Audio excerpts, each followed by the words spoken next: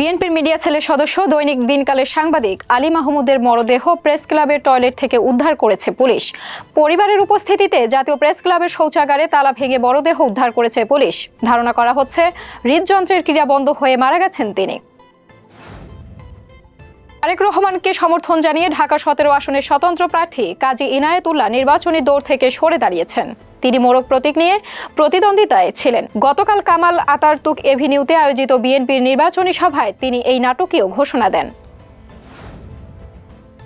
শেষ মুহূর্তে এসে রুমিন ফারহানাকে সমর্থন দিল জাতীয় পার্টি। তিনি লড়ছেন ব্রাহ্মণবাড়িয়া 2 আসন থেকে। শাবানা মাহমুদ হতে পারেন যুক্তরাজ্যের প্রথম মহিলা মুসলিম প্রধানমন্ত্রী। বিদেশ থেকে ভার্জিন নারী আমদানির প্রস্তাব দক্ষিণ কোরিয়ার। ভিয়েতনাম এবং শ্রীলঙ্কা থেকে তরুণী আমদানির এই প্রস্তাব দেন দক্ষিণ কোরিয়ার জিন্ডো কাউন্টির প্রধান কিম হিসু। প্রেমের মাসে আরও একটি চমক। F1 রেসার লুইস হ্যামিল্টন ও রিয়ালিটি টেলিভিশন তারকা কিম কার্দাশিয়ান তাদের প্রেমের কথা ঘোষণা দিয়েছেন। সম্প্রতি তাদের একটি ফুটবল ম্যাচ দেখতে পাশাপাশি বসতে দেখা যায়।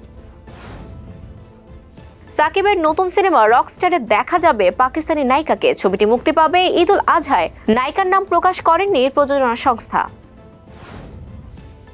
পাকিস্তান আনুষ্ঠানিকভাবে ঘোষণা দিয়েছে আইসিসি টি20 বিশ্বকাপে তারা ভারতের বিপক্ষে খেলবে। ম্যাচটি 15 ফেব্রুয়ারি কলম্বোর আর প্রেমাদাসা স্টেডিয়ামে অনুষ্ঠিত হবে।